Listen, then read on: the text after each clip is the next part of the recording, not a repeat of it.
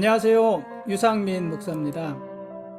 오늘 고등학교 친구의 부고를 받았습니다. 죽었다는 소식을 받았습니다. 자주 만나면서 친하게 지내던 친구는 아닙니다. 고등학교 1학년 때인가요? 같은 반을 한번 했었고 졸업한 후에는 거의 보지 못했습니다. 소식은 가끔 들었습니다. 고등학교 친구들과 조기 축구를 아주 열심히 했고 또 등산을 워낙 좋아해서 에베레스트를 등반하기도 했었다는 소식들이었습니다. 그만큼 이 친구는 아주 건강한 친구였습니다. 그런데 지난 7월 중순경에 식도암 말기로 투병 중이라는 소식을 들었습니다. 그때도 깜짝 놀라고 안타까웠었습니다. 그때 헌혈이 많이 필요하다는 연락도 받았습니다. 그래서 그 다음날 바로 혈액원에 가서 지정 헌혈을 해야 되겠다고 생각을 했었는데 그러지를 못했습니다. 그러다 오늘 부고를 받은 것입니다. 투병 소식을 들은 지 불과 한 달여 정도밖에 지나지 않았습니다. 놀랍고 아쉽고 그깟 피 한 방울 나눠주지 못해서 미안한 마음이 들고 그렇습니다. 해야 될 일을 뒤로 미룬다는 것은요, 결국 그 일을 할 생각이 없다는 것입니다. 친구의 장례 일정에 하나님의 긍휼하심이 함께 하시고 유족들에게도 주님의 위로가 임하시기를 기도합니다. 그게 지금 제가 그 친구를 위해서 할 수 있는 유일한 일입니다. 죽은 사람을 위해서는요, 할 수 있는 게 사실 아무것도 없습니다. 그러니 헌혈을 하던 무엇을 하던 아무리 작은 것이라도 살아있을 때 해야 하는 것입니다. 오늘 말씀 보시겠습니다.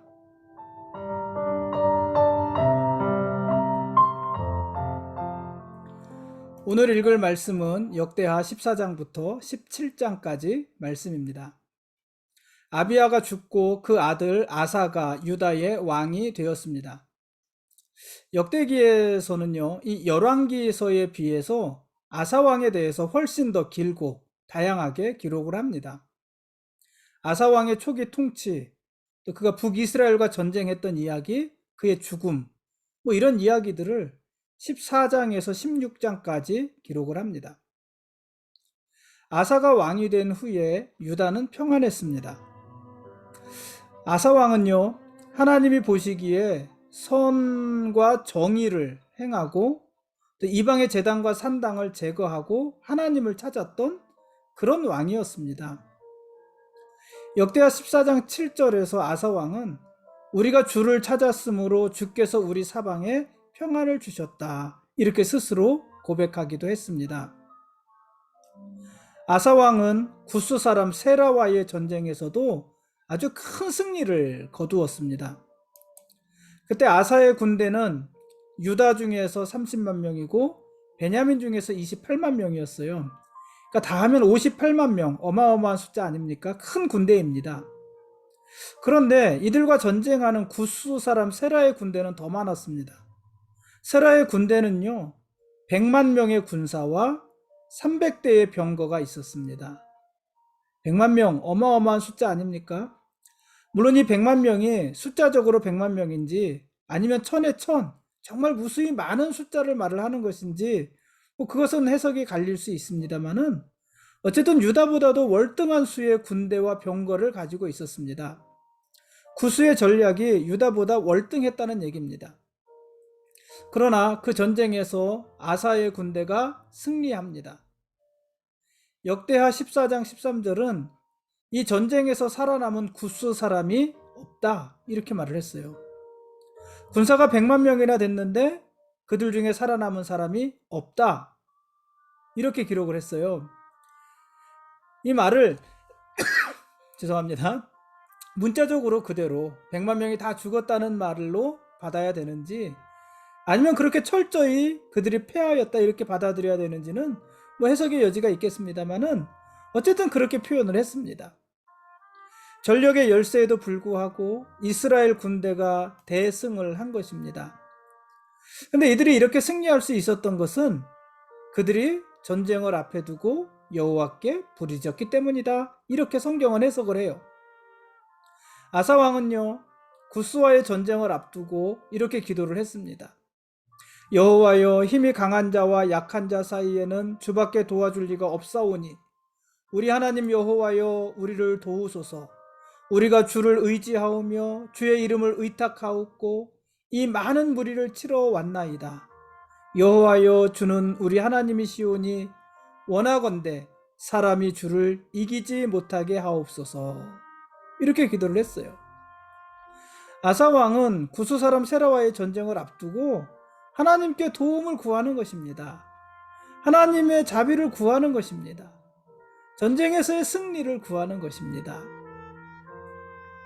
솔로몬은요, 성전을 건축하고 나서 하나님 앞에 기도하는데 그 기도 중에 이런 기도가 있지 않았습니까?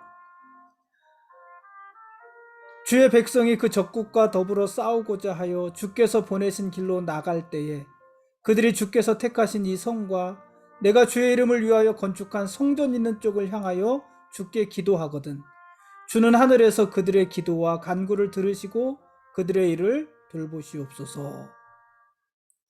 전쟁을 앞두고 이 성전에서 혹은 이 성전을 향하여 기도한다면 하나님 그 기도를 들어주셔서 그 전쟁에서 우리가 이기게 해주십시오. 이런 기도잖아요.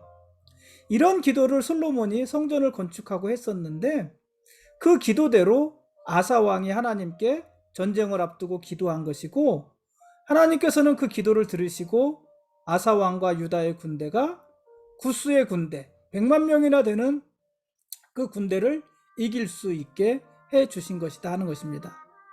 그러니 전쟁의 승리는 뭐의 결과였던 것입니까? 기도의 결과였던 것입니다. 하나님 앞에 부르짖어 기도한 그 결과였던 것입니다. 아사가 세라의 군대와 전쟁에서 이긴 후에 하나님의 영이 오데스의 아들 아사랴에게 임하여서 말씀하셨습니다. 너희가 여호와와 함께하면 여호와께서 너희와 함께 하실지라. 너희가 만일 그를 찾으면 그가 너희와 만나게 되려니와 너희가 만일 그를 버리면 그도 너희를 버리시리라. 아사 왕은요, 이런 아사랴의 말을 듣고 마음을 강하게 하고 가증한 물건을 유다와 베냐민 온 땅에서 다 제거했습니다. 그리고 아사 왕 15년 셋째 달에는 그들이 노력해서 온 물건 중에서 소 700마리 그리고 양 7,000마리를 여호와께 제사를 드리고 마음과 목숨을 다해서 조상들의 하나님 여호와를 찾기로 언약을 맺었습니다. 그러자 여호와께서 그들을 만나 주셨고 또 사방에 평안을 주셨다. 이렇게 역대하 15장 15절은 기록을 합니다. 아사 왕은요, 그 어머니가 아세라의 가증한 목상을 만들자 어머니를 태우의 자리에서 폐위시켜 버렸어요. 그리고 어머니가 섬기던 우상을 찢고 빻아서 기드론 시내에서 불살라 버렸습니다. 그만큼 이 아사 왕은 하나님 앞에 온전히 행하고자 했던 그런 왕이었습니다. 그러나 노년의 아사 왕은 조금 다릅니다. 아사 왕 36년에 북이스라엘 왕 바아사가 쳐들어와서 라마를 건축하면서 유다 왕 아사랴와 왕래하지 못하게 하려고 했습니다. 그러니까 북이스라엘이 침략한 것입니다.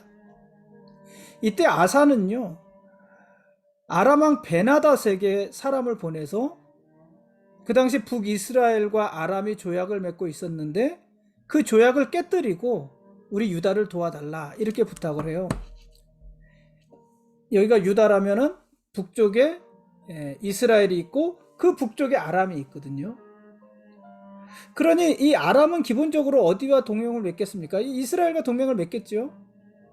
근데 지금 만일 유다가 그 이스라엘 남쪽에 있는 유다가 이 아람과 동맹을 맺는다면 이스라엘은 도관에 든 쥐꼴이 되는 거잖아요. 남북으로 적을 만드는 상황이 되는 거잖아요. 그 전략을 쓴 거예요. 그 북이스라엘이 유다를 쳐들어오니까 유다 왕이 아람에 사람을 보내서 당신들이 이스라엘과 맺고 있는 조약을 깨뜨리고 우리를 도와주십시오. 이렇게 부탁을 한 것입니다. 근데 그 부탁을 맨입으로 했겠습니까? 그 부탁을 위해서 아사는 여호와의 성전 곳간과 왕의 곳간에 있는 은과 금을 아람 왕 베나닷에게 보냈습니다. 그리고 이 아사 왕의 뜻대로 아람 왕 베나닷은 이스라엘을 공격했습니다. 지금 북이스라엘이 남유다를 공격하고 있는데 그 위쪽에서 아람이 북이스라엘을 공격하고 있으니까 이스라엘이 더 이상 유다를 공격할 수 없었습니다. 그래서 북이스라엘이 아람을 대적하기 위해서 유다의 공격을 포기하고 떠나고, 결과적으로 유다는 북이스라엘이 남기고 간 많은 것을 전리품으로 얻을 수 있게 되었습니다. 그러니 전술적으로 보면은 아주 훌륭한 전술을 가지고 전쟁한 것 아니었겠습니까? 그런데요, 그 일이 하나님이 보시기에는 아주 악한 일이었습니다. 왜 그랬을까요? 이 아사왕 베나닷이 아니죠. 유다왕 아사가 죄송합니다. 유다왕 아사, 이 아사왕이 아람왕 베나닷에게 도움을 청했다는 것은요, 다른 의미로는 어떤 의미냐면은 그가 북이스라엘과의 전쟁에서 하나님을 의지하지 않았다는 것입니다. 그러니까 하나님을 의지하지 않고 아람의 왕을 의지하고 그의 도움을 구했다는 것입니다. 그것은 하나님 앞에 악한 일이었고요. 그래서 하나님은 선견자 하나니를 보내서 그런 아사 왕을 책망하셨습니다. 어떻게 해야 될까요? 회개하면 되잖아요. 하나님, 제가 잘못했습니다. 제가 잘못했습니다. 죄를 지었습니다. 용서해 주십시오. 회개해야 되잖아요. 그런데 아사 왕은요, 그때 회개하지 않았어요. 아사 왕은 선견자의 책망을 받아들이지 않았고요, 오히려 크게 노하여서 선견자를 감옥에 가두어 버렸습니다. 그리고 백성 중에 몇 사람을 학대했다, 이렇게 성경에 기록을 했습니다. 하나님을 대적한 것이죠.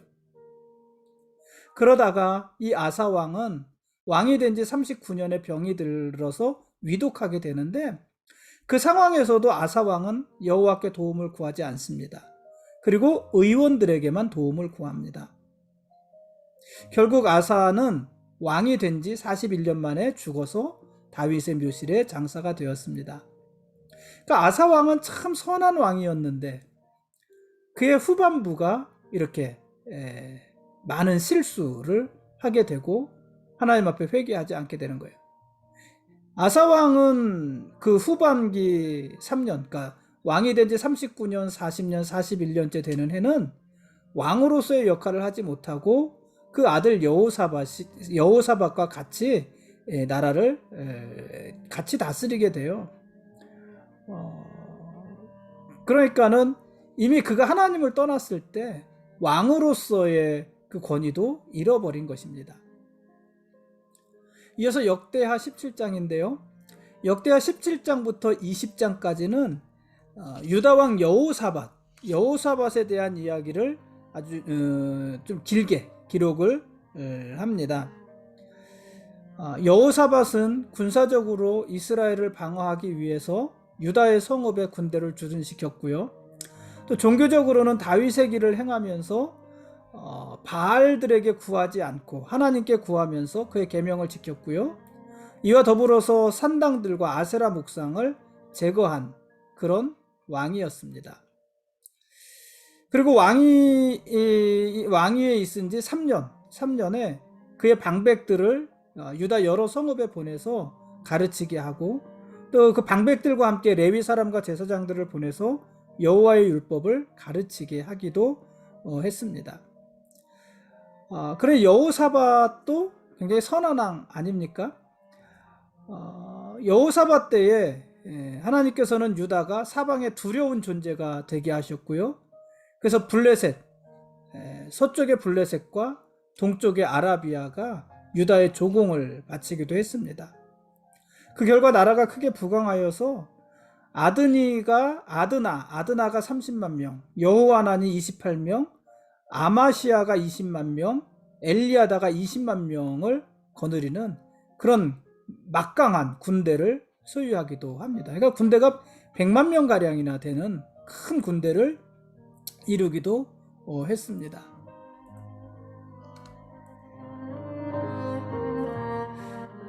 지금까지 역대하 14장부터 17장까지 말씀에 대한 길라잡이였습니다. 내일 읽을 말씀은 역대하 18장부터 22장까지 말씀입니다. 여호사밧에 대해서 오늘 조금 얘기를 했는데요. 아사 왕이 죽고 그 아들 여호사밧이 유다의 왕이 되었습니다. 이 여호사밧은요 35세의 왕이 되어서 25년간 유다를 다스렸습니다. 그 중에 첫 3년은 아버지 아사와 같이 섭정을 했고요. 아사가 병들었다고 그랬잖아요. 그 아사 왕이 그 39년째에 병이 들어서 41년째에 죽었는데 그 3년 동안 병든 3년 동안 그 아들 여호사밧과 함께 정치를 한 거예요. 그래서 3년 그 왕이 오른 지 3년 동안은 아버지를 대신해서 섭정을 했고요. 그 뒤에 마지막 6년은 그 아들 여호람과 함께 유다를 다스리게 됩니다. 역대기가 평가하는 이 여호사밧은요 선한 왕입니다. 역대하 17장 3절 말씀에 보면은 여호사밧은 다윗의 처음 길로 행했다 이렇게 기록을 했고요. 6절에서는 그가 전심으로 여호와의 길을 걸었다 이렇게도 표현을 했습니다. 구체적으로 이 여호사밧은요 바알이나 다른 우상들에게 기도하지 않았습니다. 여호사밧은 우상의 산당들과 아세라 목상들을 제거했습니다. 여호사밧은 오직 하나님께 기도했고 하나님의 말씀인 계명을 따라서 살았습니다. 선한 왕이지요. 그래서 하나님께서는 이런 여호사밧을 축복하셨습니다. 앞에서 살펴보았지만은 서쪽으로 블레셋과 동쪽으로 아라바 사람들이 여호사밧에게 조공을 바쳤습니다. 여호사밧은 부귀와 영화를 크게 떨쳤고 유다 사방의 나라들은 이 여호사밧과 유다를 두려워하게 되었습니다. 그러니 여호사밧이 다스리는 기간 동안 유다 땅에 평안이 임했던 것 아니겠습니까? 평안한 상태를 유지하게 되었습니다.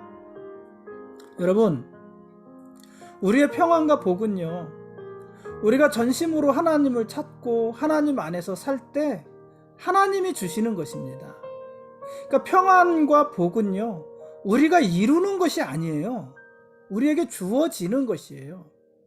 근데 그것은 어떻게 주어지는 것이냐면은 우리가 전심으로 하나님을 찾고 하나님 안에 살아갈 때 하나님이 우리에게 주시는 것입니다. 그게 평안이고 복입니다. 다윗이 그랬고 솔로몬이 그랬습니다. 아마샤가 그랬고 아사가 그랬고 또 여호사밧이 그랬습니다. 그들 시대에 하나님이 그런 평안을 주신 것입니다. 우리 속담에 우물에서 숭늉 찾는다는 말이 있지 않습니까? 이게 무슨 말입니까? 우물에서 숭늉 찾는다. 아무리 급해도요, 우물에서는 숭늉을 얻을 수 없는 것이에요. 그렇죠? 아무리 급하고 아무리 절박해도 우물에서는요 숭늉을 얻을 수 없습니다.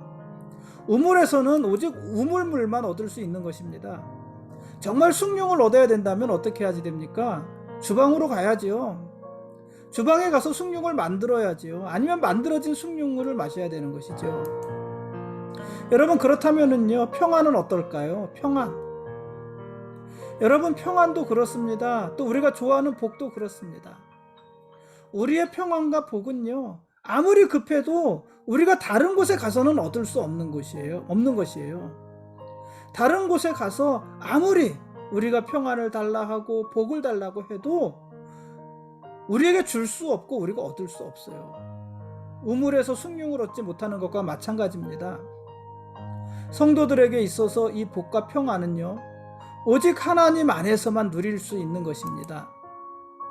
물론 믿지 않는 사람들은 다르겠지요. 왜 다를까요? 믿지 않는 사람들이 생각하는 평안과 복은 우리가 생각하는 것과는 다르기 때문에 그래요. 여러분, 성도의 복과 평안은 오직 하나님 안에서만 하나님 안에서만 찾을 수 있는 것이고, 하나님 안에서만 누릴 수 있는 것이고, 하나님만이 우리에게 주실 수 있는 것입니다. 그러니 우리 성도들은 다른 어떤 곳에 찾아가서 아무리 복을 구해도 복을 얻을 수 없습니다. 다른 곳에 찾아가서 아무리 평안을 구해도 평안을 누릴 수 없습니다. 그러므로 다른 엉뚱한 곳에 가서 복을 구하지 마십시오. 다른 엉뚱한 곳을 기웃거리면서 평안을 찾지 마십시오. 하나님이 주지 않으시는 것은 우리가 아무리 많이 가지고 있다 하더라도 그것은 우리에게 평안이 아닙니다. 복이 아닙니다. 그것은 우리에게 허무한 것일 뿐입니다.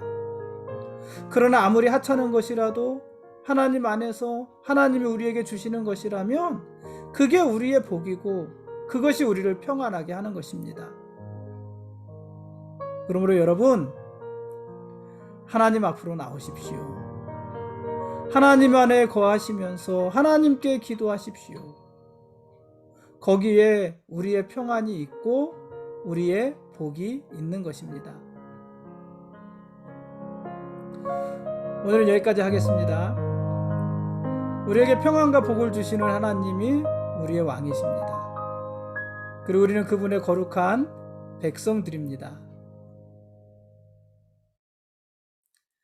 고맙습니다.